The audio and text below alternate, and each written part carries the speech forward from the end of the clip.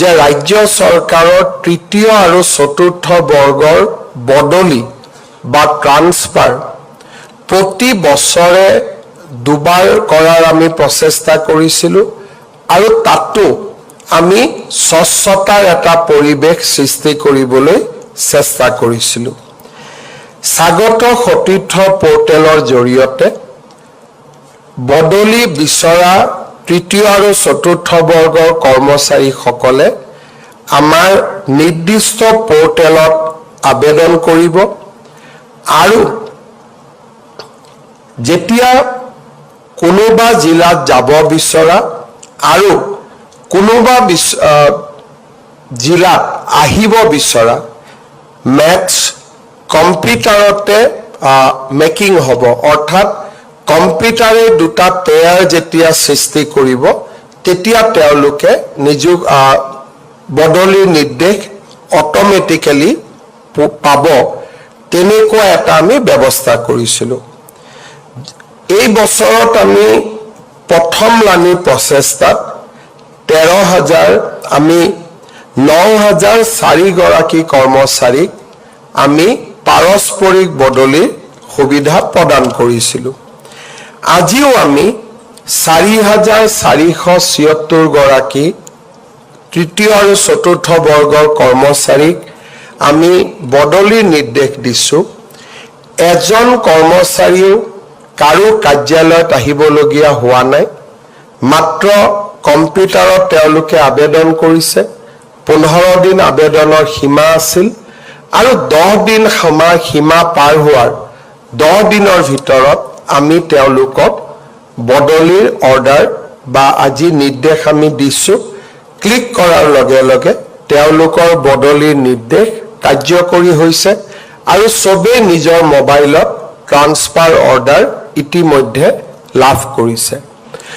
অৰ্থাৎ নিযুক্তি আৰু ট্ৰান্সফাৰৰ ক্ষেত্ৰত অফিচাৰৰ ক্ষেত্ৰত ডেফিনেটলি আমি মিউচুৱেল আদিৰ ব্যৱস্থা নকৰোঁ, কাৰণ বিষয়াসকলৰ দায়িত্ব সুকীয়া। তৃতীয় আৰু চতুৰ্থ বৰ্গৰ কৰ্মচাৰীৰ ক্ষেত্ৰত আমি যিটো স্বচ্ছ বদলিৰ প্ৰক্ৰিয়া কৰিছিলোঁ আৰু ৰাজ্য চৰকাৰৰ গোটেই কৰ্মচাৰীৰ মাজত বিষয়াৰ মাজত নিযুক্তিৰ যি স্বচ্ছতা আমি আনিবলৈ প্ৰয়াস কৰিছিলোঁ, দুইটা আজি এক প্ৰকাৰ চৰকাৰৰ ভিতৰত নিয়মলৈ ৰূপান্তৰ হৈছে। ঠিক তেনেকৈ ট্ৰান্সফাৰৰ প্ৰচেছটোকো আমি স্বচ্ছ কৰাৰ বাবে প্ৰচেষ্টা কৰিছিলোঁ, তাতো আমি আজি সফল হৈছোঁ।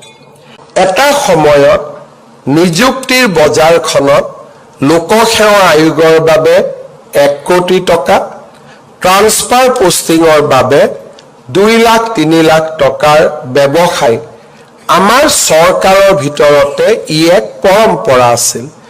চৰকাৰখন লাহে লাহে এটা ব্যৱসায়িক কাৰ্যালয়লৈ ৰূপান্তৰ হৈছিল। একেটা জাগাতে 2-3জনে ট্ৰান্সফাৰ বিচাৰিলে বা 2-3জনে একেটা পোষ্টতে এপ্ৰ'চ কৰিলে।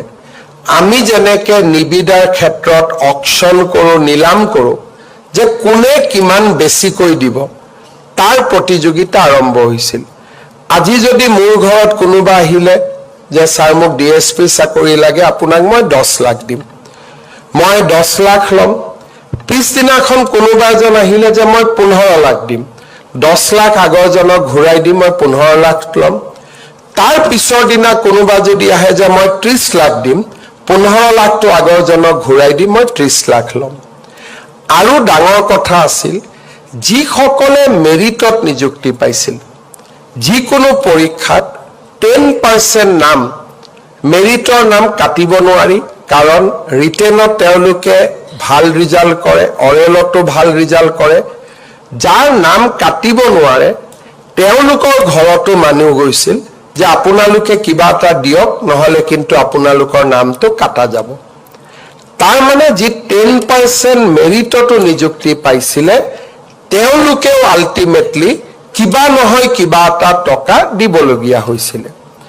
আৰু এই গোটেই কথাবিলাক ডকুমেণ্টেড হৈছে কেতিয়া, যেতিয়া ন্যায়াধীশ বিপ্লৱ শৰ্মা কমিটিৰ প্ৰতিবেদন আমি বিধানসভাত উপস্থাপন কৰিছোঁ, তেতিয়া এই গোটেই প্ৰতিবেদন বা এই গোটেই সিস্টেমটো আমি ডকুমেণ্টেশ্যন ৰূপত আহিছে আৰু লোকসেৱা আয়োগৰ পৰীক্ষাৰ ওপৰত যেতিয়া চাৰ্জশ্বিট হৈছে, পুলিচে চাৰ্জশ্বিট দিছে, তাকো সিয়ে ডকুমেণ্টেড ফৰ্ম লাভ কৰিছে আৰু মই ভাবোঁ যে ই আমাৰ অসমৰ এটা কলংকিত ইতিহাসৰ এক দলিল হিচাপে সদায় থাকি যাব।